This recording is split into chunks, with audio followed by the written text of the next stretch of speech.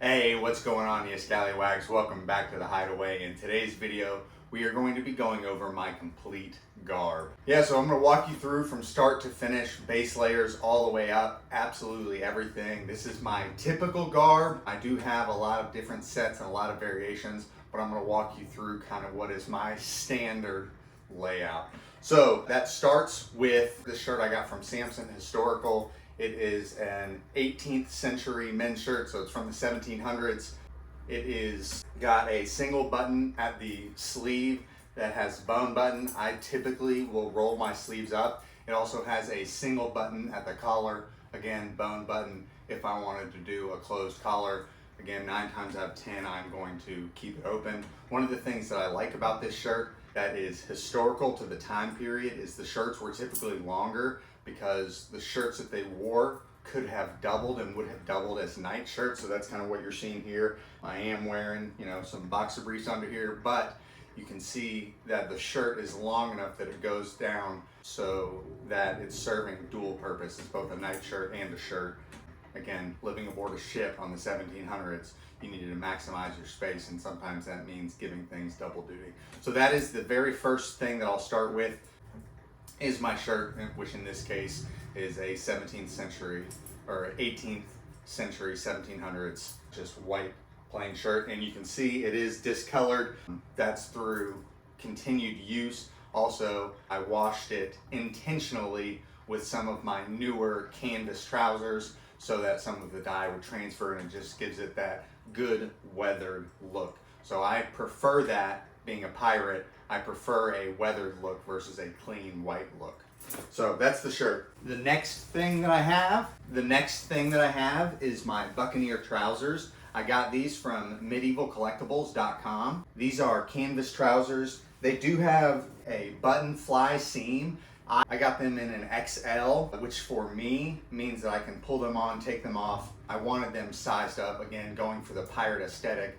Clothes weren't always true to fit. It was kind of whatever you could get. And there's a lot of utility in having your clothes be a little bigger and then just cinch them down. So that's the canvas Buccaneer trousers. They tie just below the knee. They also have these ties, strings inside the waist. This is my main method of making sure that my trousers stay up, is just a good knot here at the waist. And then I gotta tie them below the knee. I know they're cut off there, but I'll add a photo. You can see they're cut off at the knee. All right, so those are my canvas trousers. These I absolutely love. I got these from Medieval Collectibles. These are the cotton canvas trousers. They are, I would say, a medium weight. Again, I have 3 sets. The set that I'm wearing currently, and I keep them in rotation, is the oldest set. I have had these the longest. These have a good weathered look to them. These have absolutely faded when brand new. They're more, I have this new canvas vest. You can see the difference there in the new versus the faded canvas. So I have 3 sets of these. These are the oldest set. I also, one of the things, I'll stand up on my foot locker so you can see. One of the things about this set is I have sewn these in a few different places. So these have ripped both here. When I was first untying this, I didn't realize that you had to loosen it, pull at the opposite side to where it ties to loosen it, because what I tried to do was I untied it and I pulled here and I ended up ripping up the side. So I sewed that up, and then getting off the sailboat one day, I put a rip in it, had to sew it. But it's those little things, that's that little bit of history, that little bit of, hey, I sewed it here when going sailing with my brother. Hey, I ripped it wrong. It's those little stories that give your garb history, which is one of the reasons that I wear my garb out so much, is to give it that natural weathered look. It's going to look better if it's weathered, if it looks like it has history, and if it really has history, that is going to come across. So in a lot of my photos and a lot of my interactions with people, I always get compliments on how authentic my garb looks, and part of the reason is for that is because there is authenticity in it. Now, that being said, there are some things that you can do to do some weathering on your own. Like, for example, I washed this shirt with a newer pair of Buccaneer trousers just so that it would fade a little bit. So that's my trousers. The next thing that I'm gonna put on is the sash. So here's my sash. I absolutely love this. Now, I would love to tell you that you could get one like it if you like it as well. Unfortunately, it is one of a kind. Or fortunately for me, it's one of a kind. Unfortunately for you, it's one of a kind. This was made by my aunt. My family on my dad's side actually own a drapery business. They do all sorts of fabrics and draperies and things like that. And my aunt was nice enough when I got into pirating, she was nice enough to make me a sash. So I absolutely love it. It's got this paisley pattern. It is got purples, blues, reds, greens, yellows. From a distance, you mostly see kind of that purple, which I like because I feel like it gives it a little bit of a regal vibe to it, which is something my character Henry Scott, he absolutely would have taken this as a prize just for the fabric. So I like the fabric. And then on the back side is this bright yellow canvas, which gives it a great look. It does two things. One, I can wear it reversible. So in one of my kits of garb, I specifically wear the yellow or the gold on the outside. And I said it was a bright yellow, but over time, this has faded to like a beautiful gold color. So I can wear it that, or I can wear it like I typically do, the paisleys on the outside. Now, when I wear the paisleys on the outside, one of the things that I love about having that gold canvas backing is that just on the edges, you can see that peeking through. I do a double wrap of my sash, put the knot in there, and that is good to go. And there's my sash. So I absolutely love this. From a practicality standpoint, this is something that a pilot or a sailor of the time would have worn for a few different reasons. One, garments at this time didn't all have pockets. So my buccaneer trousers don't have pockets currently. So by wearing the sash, I naturally create a pocket, which one of the things I will put in that pocket is I have a leather pouch. Inside of the leather pouch, I will carry coins, and I will give coins if I see kids walking on the beach. If I have a good interaction with somebody, I will give them coins. But the pocket for that little pouch is just right there in the sash. So it served as a pocket, as a very light armor, but you know, I have 3 extra layers of fabric between me and the enemy's sword. Very utilitarian at the time wearing sashes. So I absolutely love mine. Now after the sash is when I will put on my leather belt. Again, you can see this thing absolutely has some age to it, some patina. I got this new and I wear it all the time. I got this from Dreadmore's Plunder. Captain Dreadmore is a pirate. I believe he's out of Tampa, but he does like the Renaissance circuit here in and around Florida. So Dreadmore's Plunder is where I got this belt, and I've also got some other pieces. I'll talk to those in a little bit. But this is my Pirate's wide leather belt. I absolutely love it.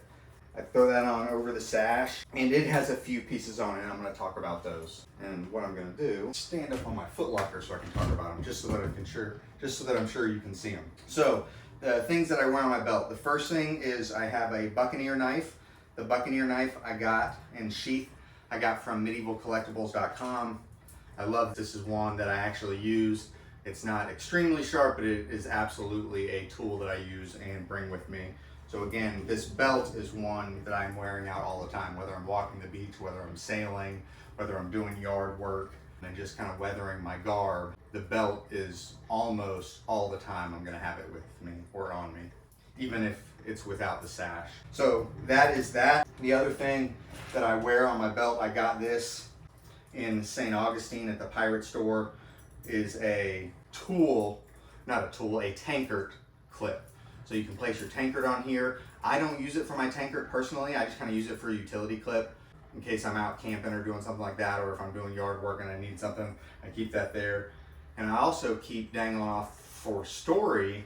I keep a set of skeleton keys. So I have 4 keys with some rawhide leather. I keep that dangling. That is strictly there for story and aesthetic. I keep some skeleton keys hanging there.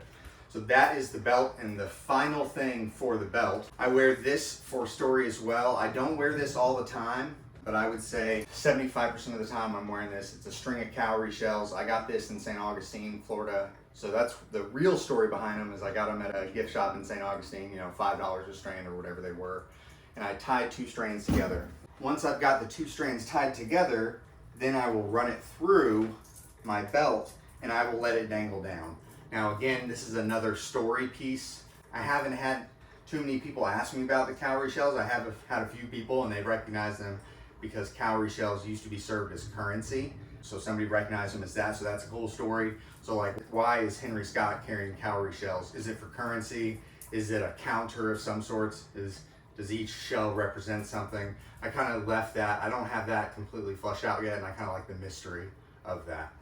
So that's the belt. So everything I'm wearing right now, this is kind of what I call the base. And then on top of this is what I'll throw on the stuff to kind of complete the look, complete the outfit. That's where I'm gonna get my weapons, my Baldrics, things like that. All right. But before we get into Baldrics, I forgot one of the things that I'm going to put on, and I put this on before my Baldrics because I'm gonna carry this around with me. If I go walking, say if I go on a beach walk, or if I'm gonna go to an event and I'm gonna want some extra carrying space for things like coins or spyglass or whatever it's going to be, I carry a satchel with me. Now this is one that I absolutely love. I found this at a thrift store. It was for $25. It's a 1970s purse.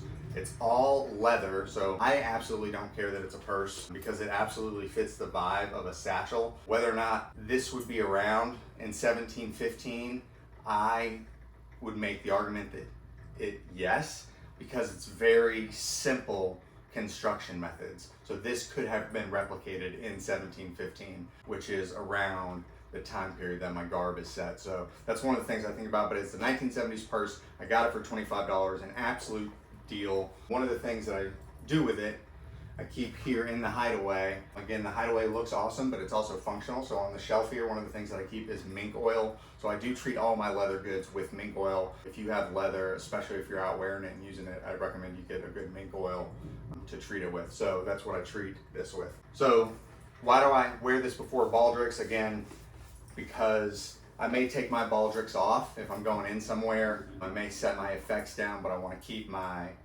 you know, my wallet, my cell phone, all that kind of stuff. That's really one of the purposes of this, is to hide the modern. So my cell phone, my wallet, my keys are going to go in here and hang down. So, and one of the other things that I love about this is it came with an additional piece of leather with 2 leather straps, and all you have to do is tie, and you can adjust the length of this. So I just have it lengthened out to the longest and wear this like a satchel.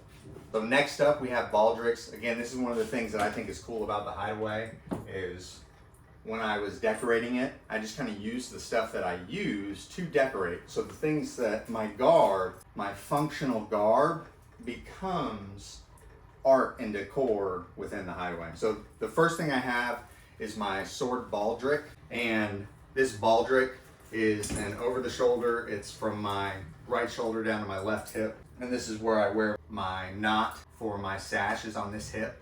So that's one of the reasons why I tie it on that side, is so my sword rests over here. I have heard some people say the opposite, that the knot goes into them.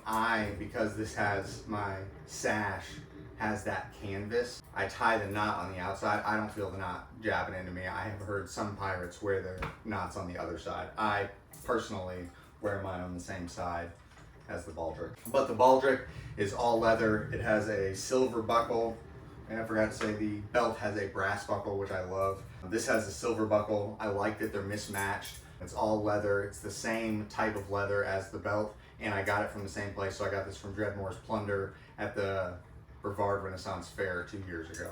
So that's the Baldric. In my Baldric, I carry a naval officer sword. Henry Scott's background is that of a former naval officer. So that's kind of where some of his discipline comes in, and that's where, you know, some of my time in the Army gets kind of woven into the character. So I carry a naval officer sword in there. And that's one thing I need to do a little more research on. I gotta look and see at what year these were standard issue for naval officer sword. This may be a little more modern than 1715, but again, for the money I'm not trying to spend, keeping it affordable, this is on Amazon. You can probably get for $80, so it absolutely works for me. Next up, I got this from medievalcollectibles.com. This is my triple pistol Baldric, and you'll see that I wear it over my sword Baldric. Now the way that this lies, it absolutely works for me. I'm still able to draw my sword, and I'm able to draw my pistols right-handed. So this works for me, having the 2 Baldrics. So I got this triple pistol Baldric from medievalcollectibles.com. One thing I will say about this is I had to make an adjustment myself once I got it in, and that is there are these holes in here, which is nice, but you'll see through the holes I had to run some rawhide strips, and this serves two purposes. One is you're able to piece tie your weapons if you're going to a Renaissance fair or something like that, so I can piece tie my weapons. But it serves the practical purpose. I got the rawhide strips and them tied in, because without that there, the downside to this triple pistol Baldric is there's no way for the pistols to stay in if you lean forward. So I can't tell you how many times, probably 2 or 3. I know it took me that many times to realize I needed to do something, but I would lean forward, a pistol would fall out and it would drop right on my foot, which absolutely hurts. So on all 3 pistols, I have them tied off, which again serves dual purposes. It keeps the weapons piece tied, but then also from a practicality standpoint, you've got a lot of movement and you're not going to lose your pistols.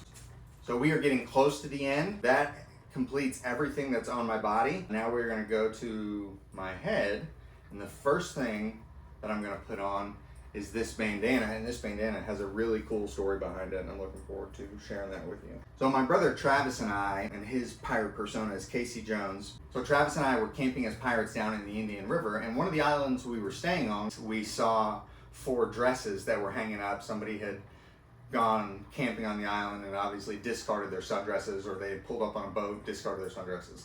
Anyways, we ended up throwing them away, packing them out with us, but one of the sundresses was this Roxy sundress, which was really cool. It was this blue color. It's this one that I'm wearing now. So we took that sundress, and when we were camping as pirates, we cut it up there on the spot, and we were able to make 2 bandanas out of it. Now, before you say anything, we were sure, we combed the island, they had left, there was nobody there. It was obviously left as discarded trash. Anyways, so I made 2 bandanas, so that's one of my favorite pieces, is the bandana. Now, finally, my final piece is onto my hat. That is another medievalcollectibles.com purchase. This was the Jack Rackham all leather hat.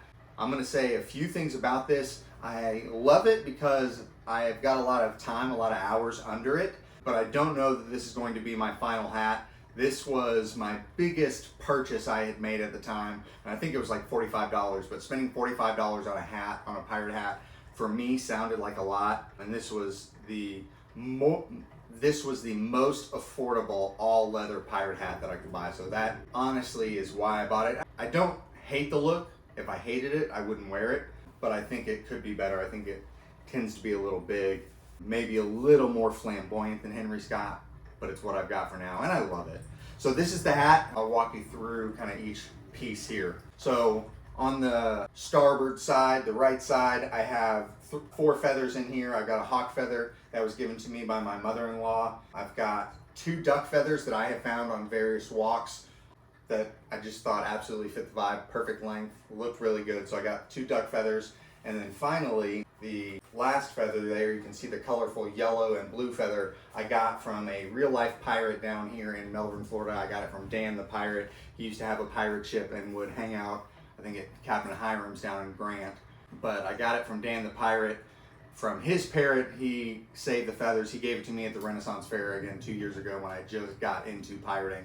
So really cool. I love it. I think the feathers give it a nice look. Absolutely fits the vibe, fits the character. Now on the other side, on the larboard side, and that's the left side for you landlubbers, I have a chicken bone that I found on a beach walk. It was bleached out. It was completely clean. You could tell. Again, you walk the beach long enough, you know what is a fresh chicken bone, and you know what is an old chicken bone. So I thought that was kind of funny. So that's got a little bit of a fun vibe to it. And then I got this at the Renaissance Fair this year. I got it at one of the booths, and it's just a fleur-de-lis, just because in Henry Scott's background, he absolutely encountered some French ships and took some French prizes. So that's what that symbolizes. So there is my hat, and the last thing I want to show you is this rum bottle. I have this 10 times out of 10 if I'm going out somewhere. I carry the rum bottle with me. I just think it fits the character. It's a really fun prop, and it was really fun to make. So the rum bottle itself comes from San Sebastian Wineries in St. Augustine, Florida. This is what they use for their port bottle. So I took the bottle and I used some sand, and I got all of the labels off of it, and now it looks like an awesome onion bottle. This is absolutely period appropriate. Now, it may be a little modern in its construction, but they would have used these on ships because with a rocking ship, its low center of gravity makes it hard to tip over. So I have the onion bottle. It comes from San Sebastian Winery in St. Augustine. And then I added to that a macrame loop, so I can put my thumb in there and hold it like that. And then I added some beads, a little skull bead in there, some jasper beads, some tiger's eye, just as a little dangle coming off the onion bottle. Did that, made that one night here in the Hideaway, which is one of the things that I do in the Hideaway, is just different hobbies and things like that. So I made that one night in the Hideaway.